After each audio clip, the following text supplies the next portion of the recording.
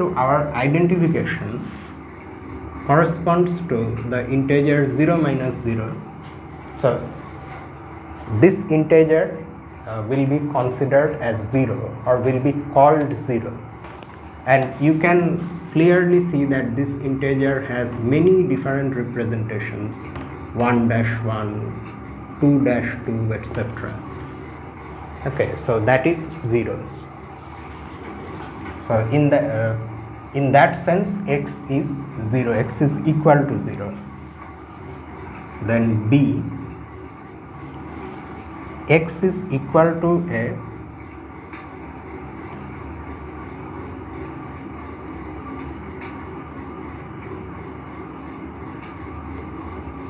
positive natural number. That is, x is equal to n minus that is n dash 0, where n is a positive natural number. Or c, x is the negation positive natural number n, we have written an n here. X is the negation minus n of a positive natural number n. Precisely one of these three things will be true, and we are now going to prove this.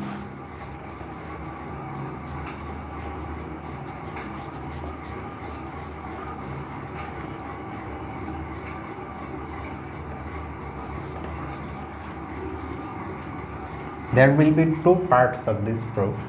In the first part, we are going to show that at least three of these statements, at least one of these three statements should be true in any case. And then in the second part, we will prove that no two of these three statements can be simultaneously true.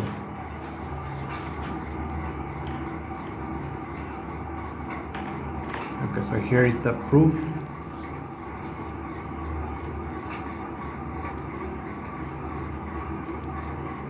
We first show that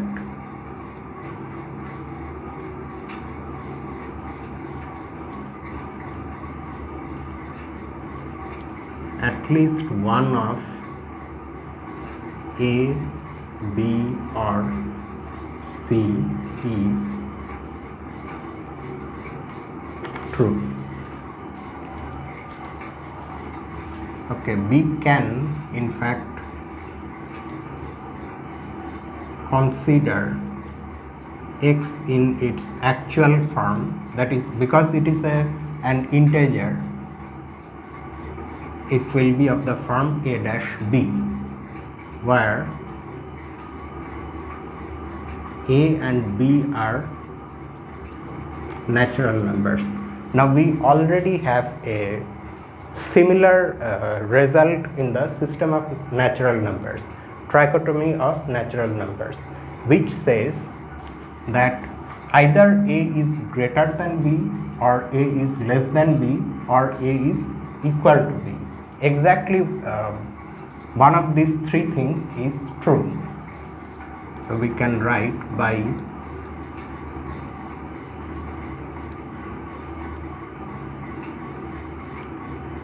I don't think here I have written that reference number, because we can, if we want, write the number of that result which we are going to use here, trichotomy of natural numbers.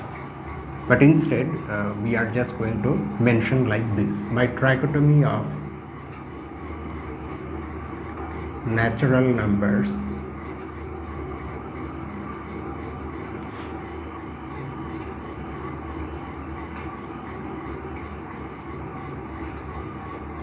we have a greater than b, or a equal to b, or a less than b. Okay.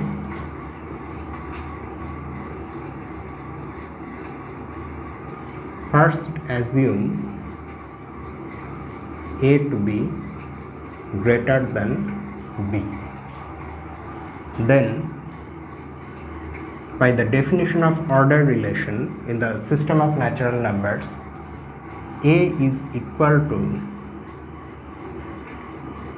okay, I need some ink.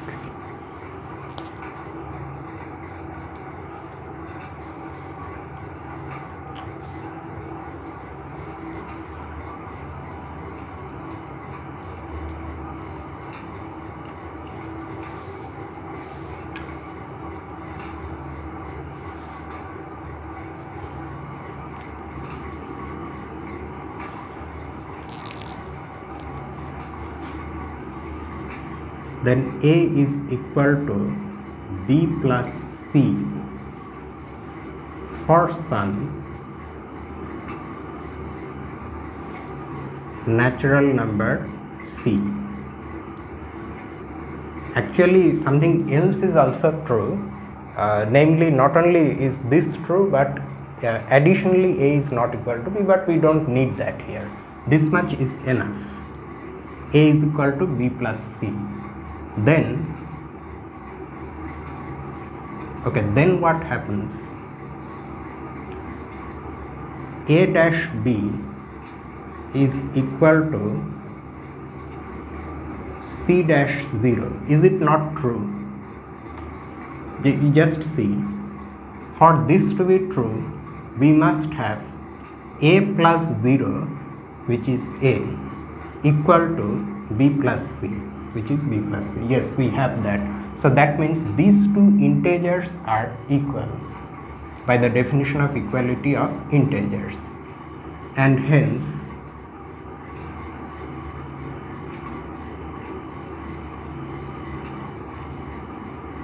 x is equal to C dash 0, which is equal to C. Oh, we do need positivity of C. Note that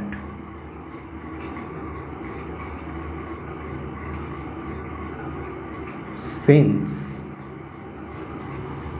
A is not equal to B, do you remember the definition of A greater than B? According to the definition, A is greater than B as natural numbers if A is greater than or equal to B and A is not equal to B. So distinctness of A and B is a part of the definition of this strict inequality. So that's why we are able to use that.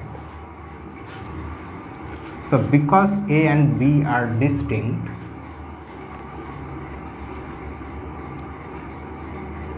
C is not equal to 0. That is,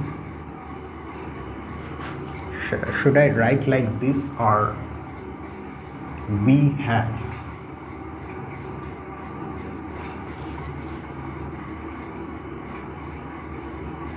C not equal to 0. That is, C is a positive natural number. So in this case we see that x is a positive natural number, which is B. So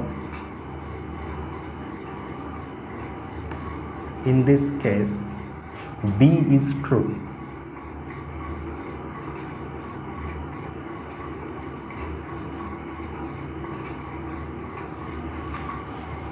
So if that happens if A is greater than B. If A is equal to B, then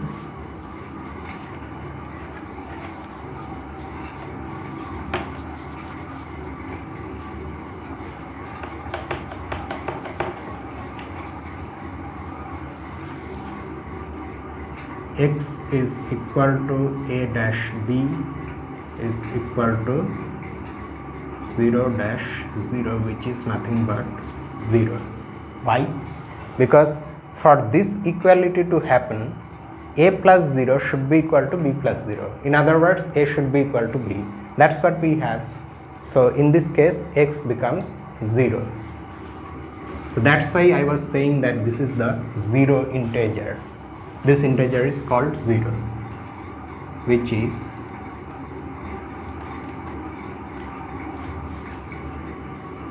A, possibility A. Finally,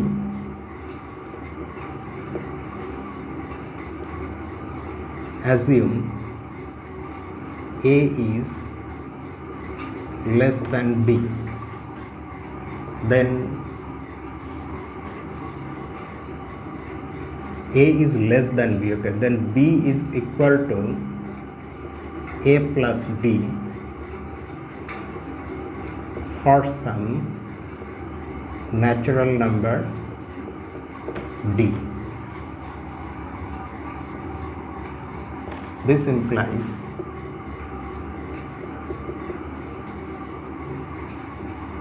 x equal to A dash B, which is equal to 0 dash D. Is that true? A plus D is equal to B plus 0, which is D. Yes. And this is nothing but the negation of D dash 0, or in other words, because of our identification, D dash 0 and D dash 0 can be written as D. Again, since A is not equal to B, we have D not equal to 0. That is, D is a positive natural number. So in this case, x happens to be the negative of a positive natural number.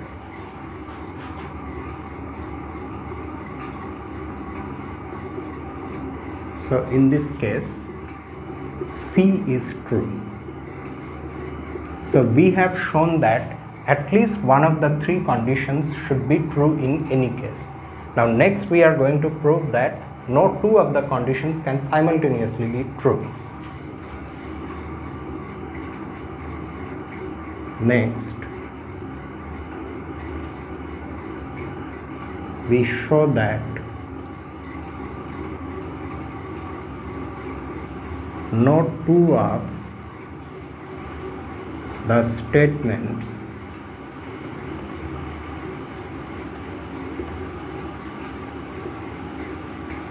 A, B, C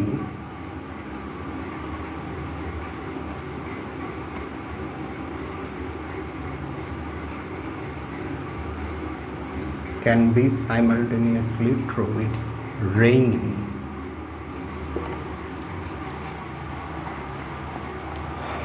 Okay. So we will one by one rule out all the possibilities. Suppose A and B are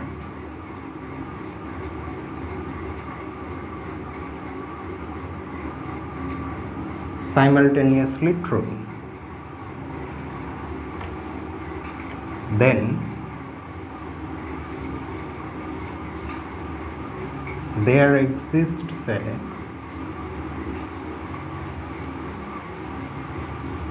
what does A say? A says that x is 0 and B says that x is equal to a positive natural number. Then there exists a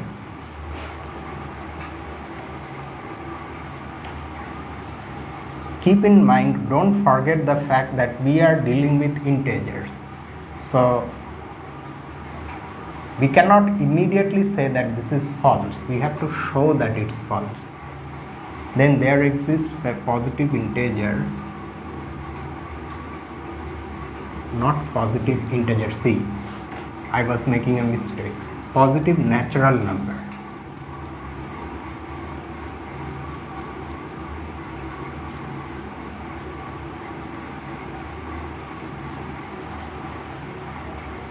What can be taken? Let us take mu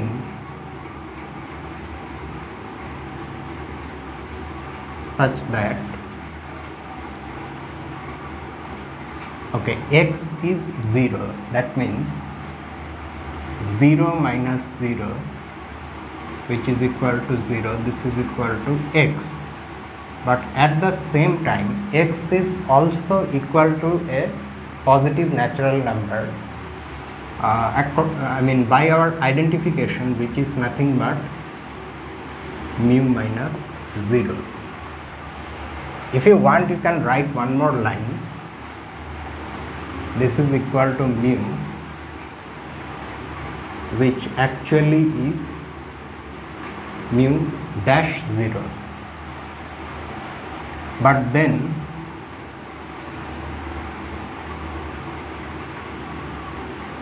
what does it imply? This integer is equal to this integer. So 0 plus 0, which is 0, should be equal to 0 plus mu, which is mu.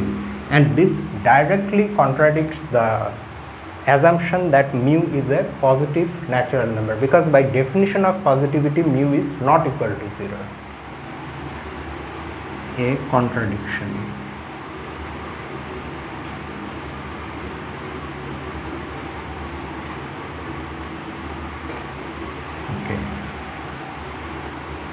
So our supposition is wrong.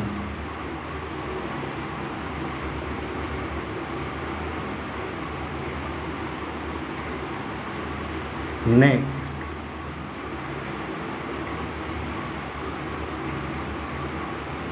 suppose a similar case will appear if we assume that A and C are simultaneously true. Suppose A and C are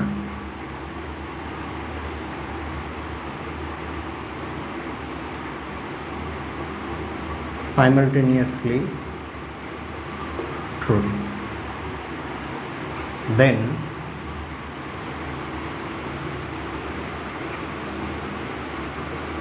there exists a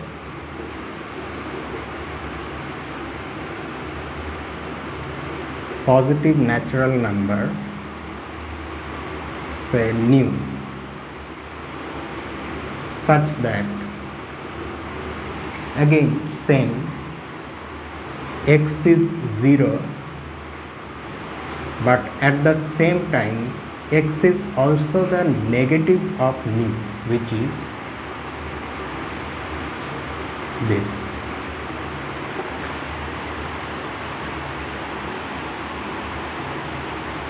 But then, okay, what do we get in this case? 0 plus nu, which is nu, should be equal to 0 plus 0, which is 0. Again a contradiction, because nu is positive.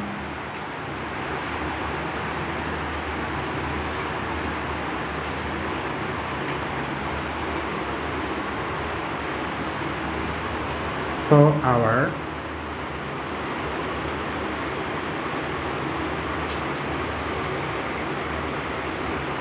last supposition is wrong. So now we are left with only one possibility. Finally,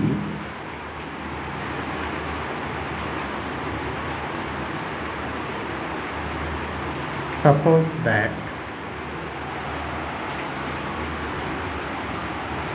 B and C are simultaneously true.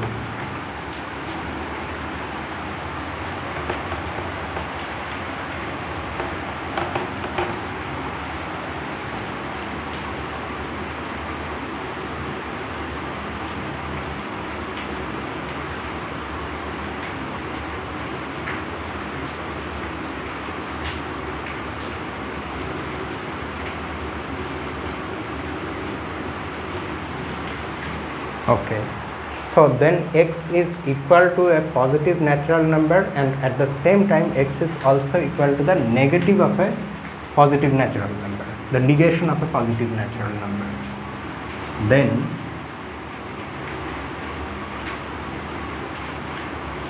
there exists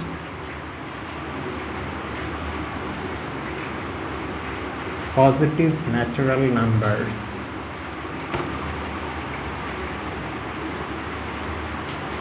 say alpha and beta such that x is this positive natural number alpha,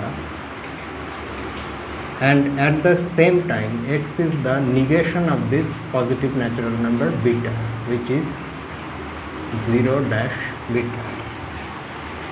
Okay, now what do we get from this?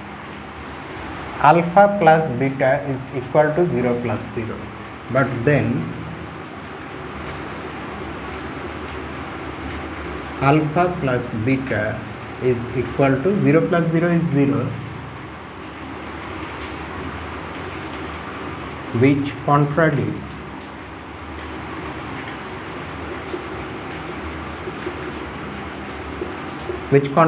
a result that we proved when we developed the system of natural numbers. And the reference, I have to give the exact reference.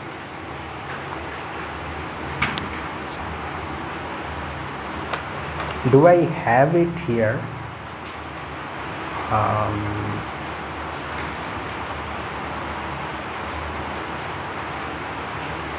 Yes, this contradicts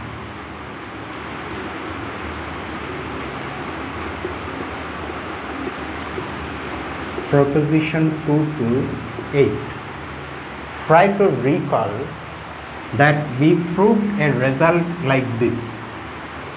If a and b are two natural numbers and a is positive, that means a is not equal to 0, then a plus b is also positive. Okay, now here we have, here both of them are positive, so their sum cannot be equal to 0. It also has to be positive, means non-zero. So that thing is contradicted here, specifically this proposition.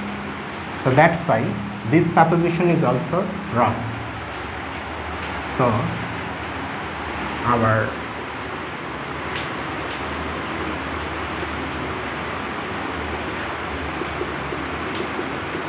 last supposition is also wrong. Thus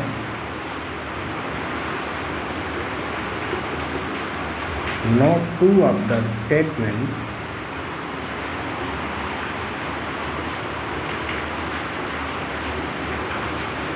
A, B and C can be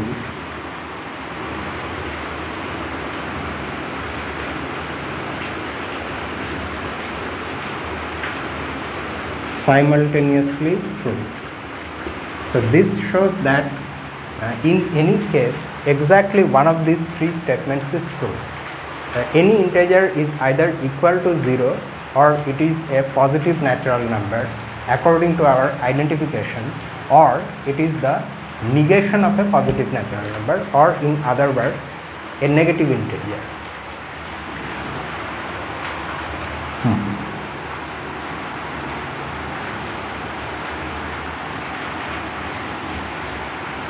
Thus every integer is either positive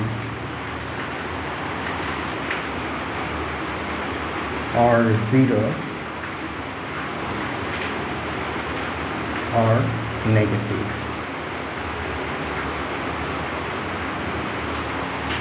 Although we haven't said what we mean by a positive integer, but you can understand what we mean. positive integer is an integer that can be identified with a positive natural number. So this, but no two of these at the same time.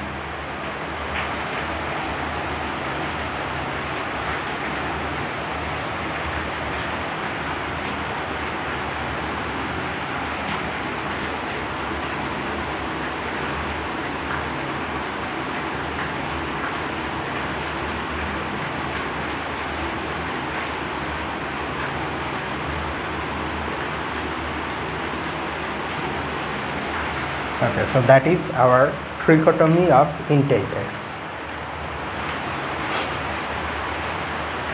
Now, looking at this result, one can wonder why we define integers like this, why we cannot use an alternate definition according to which an integer is something which is either a positive natural number or 0 or the negation of a positive natural number. Yes, we can define any integer like this, or we can define integers like that. However, if we use this definition of integers, then our definitions of addition and multiplication will be split into many different cases and will be very messy. For example, you will have to say what happens when you multiply a positive natural number or a positive integer with a negative integer that gives you a negative integer. You have to actually say what happens to that multiplication, or for that matter, if you multiply negative and negative, you will get a positive integer. So all these things have to be separately defined. So the definitions of these algebraic operations would become very messy if we define integers like this by categorizing them into 3 different types. Also, addition is even worse. If you add a positive integer with a negative integer, then whether the result is a positive integer or 0 or a negative integer, that depends on the relative sizes of these individual integers. So the thing becomes unnecessarily complicated. So that's why we do not do them like this. Instead, for the sake of uniformity, we define them like as expressions like this, and then we see that they ultimately come in 3 different types. Okay.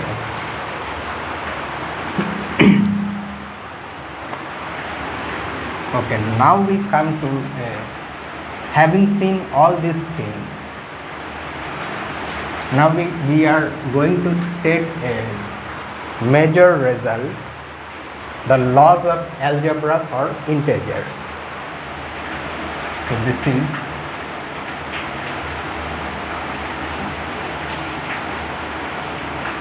proposition 416.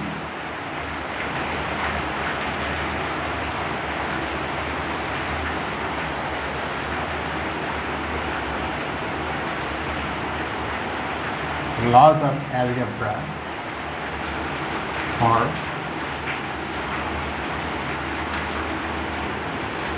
integer.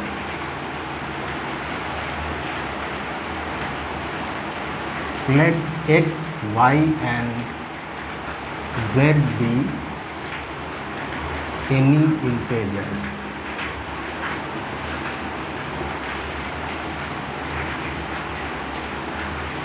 Then the following laws hold.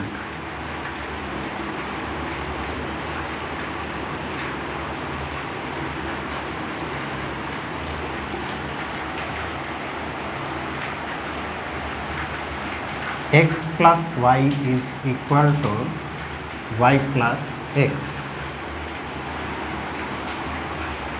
which you know as the statement that addition of integers is commutative. X plus y plus z is equal to x plus y plus z. Addition of integers is associative.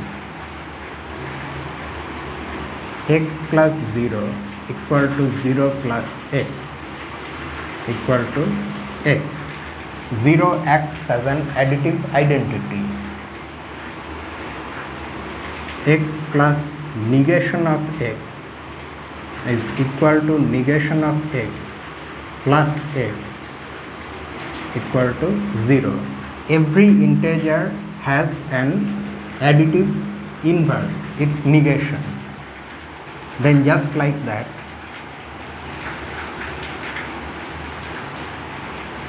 multiplication of integers is also commutative.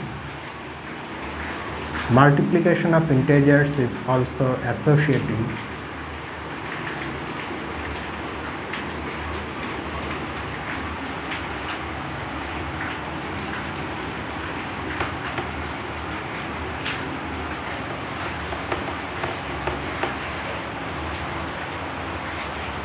Then the integer 1 has no effect on multiplication in this sense. And we also have two distributive laws. X times y plus z is equal to xy plus xz, and y plus z times x. This is the left distributive law, this is the right distributive law. Yx plus zx. We describe these laws by saying that multiplication distributes itself over addition from the left, and here multiplication distributes itself over addition from the right. And those of you who already know about this sort of structures, they will recognize this remark. Before we look at the proof, there is a remark. Remark 417. The above set of 9 identities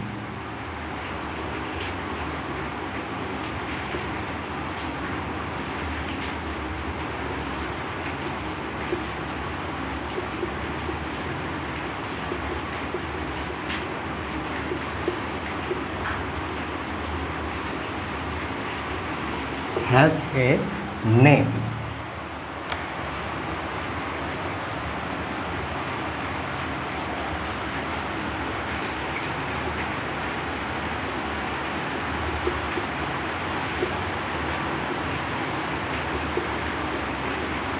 They are asserting that the integers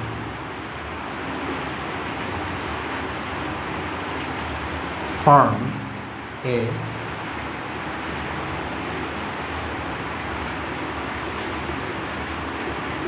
commutative ring.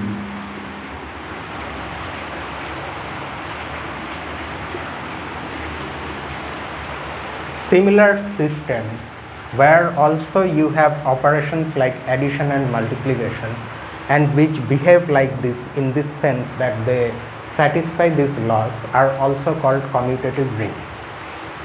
They are a part of algebra, and they play very important role not only in algebra but in many other places of mathematics, and they are heavily studied.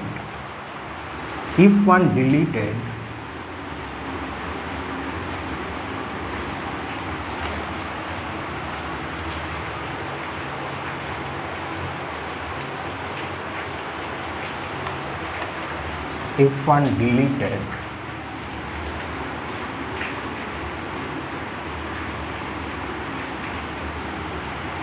the identity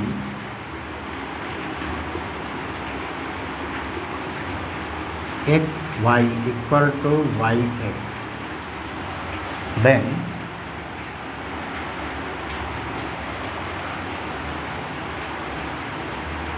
the remaining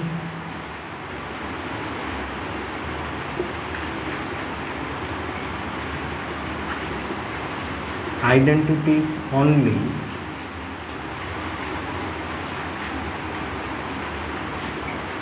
assert that the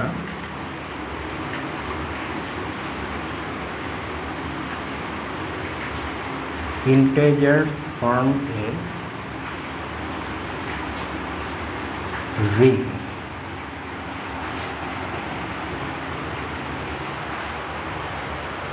I don't exactly know the origin of this word ring.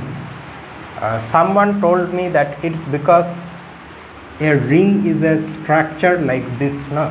A physical ring that you will wear on your finger that looks like this. So here also we have distributive law coming from the left hand side and also coming from the right hand side. That's why it's called a ring. I don't think that is the actual reason. If you see the etymology of this word ring, then you will understand where it's coming from. I haven't looked it up. Okay.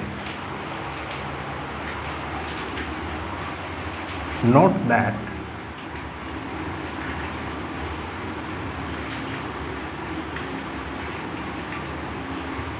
some of these identities